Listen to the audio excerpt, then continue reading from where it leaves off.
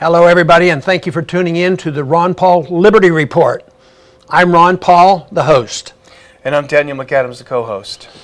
Good, Daniel. We have a little subject here I want to talk a little bit about, and lo and behold, it has to do with Syria. Peace has not come to Syria yet. I don't know how many years, maybe 3 years, since we decided Assad had to go, and Assad hasn't gone. But you know what comes and goes are some of our supporters. You know, unfortunately, we've been following a neoconservative philosophy there that, you know, we have to be involved. It's our responsibility.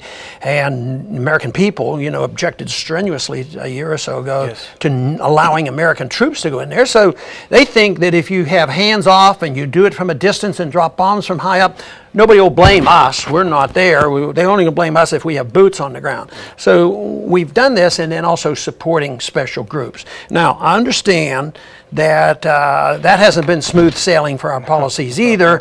And there's this recent group that probably John McCain endorsed, possibly. And what's going on there? Well, this is one of the largest main U.S.-backed Syrian rebel group. These are the so-called moderates that the U.S. has been funneling weapons and guns and money and training to these people.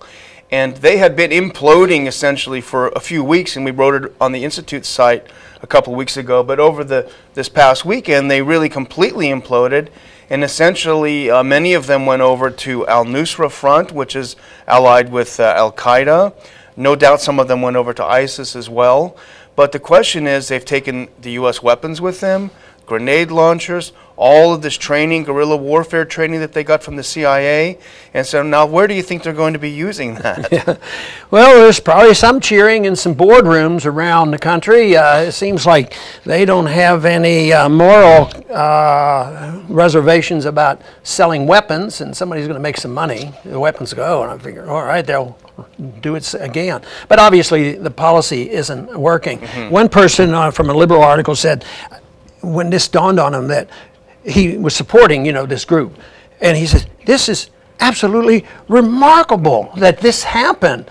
Well, I'll tell you what, I wasn't quite that surprised. I would think that it was pretty predictable. It's been ongoing. It never works. And I think I've been using statements like this for 20 years or 30 years, that the weapons end up in the hands of our enemies and they're turned against us. And this looks like another one. I cannot see how people can stick with this position. And what is their answer? Well, the McCainites and Graham, what they say, well, the only reason it didn't work is they didn't get enough money. Didn't do enough, yeah. So, but you know, this is the echo chamber of the Beltway think tanks. That's why they're all astonished, because they all meet together, they all say the same things. If anyone dares to think outside this box, he's got to be gotten rid of. You know, it reminds me a few weeks ago, really the chief architect, in my opinion, of the overthrow Assad move was Ambassador Robert Ford, U.S. ambassador to Syria. He's the one that first embraced these rebels. He's the first one to encourage the U.S. to recognize them as a legitimate government. And just a couple of weeks ago, he says, you know what, I've changed my mind. There's no way that arming these people, there's no real moderate rebels to speak of. Arming them makes no sense at all. And so here, how many thousands of people have died? Yeah, as bad as it is, and as much trouble as he's caused, if he's sincere about this and maybe change his attitude, this would be amazing, because he would separate himself from those who say, no, not only do we want to send more money in there, and because we can't trust these groups, we need more American troops there. And obviously there are people in Washington that want troops. I'm very fearful that we're going to see troops in there because the failures are going to continue, and they say, well, we can't trust these groups. Got to do something. Yeah, we have to do something. We have to make the world safe for democracy and bring about peace, get rid of Assad, get rid of Putin, and on and on. And you know what? I follow Ambassador Ford, former Ambassador Ford, on Twitter, and there was a fascinating exchange a few days ago where he admitted that these groups, while the U.S. was giving them arms, they were actively involved in fighting with ISIS and al-Qaeda.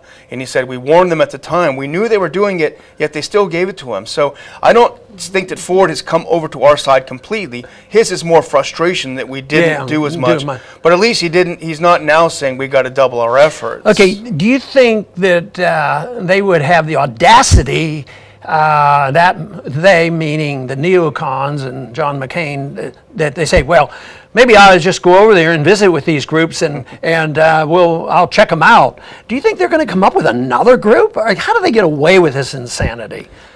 Well, they want to import and start training more, and they've announced they're going to bring some into Turkey. They want to bring some into Jordan.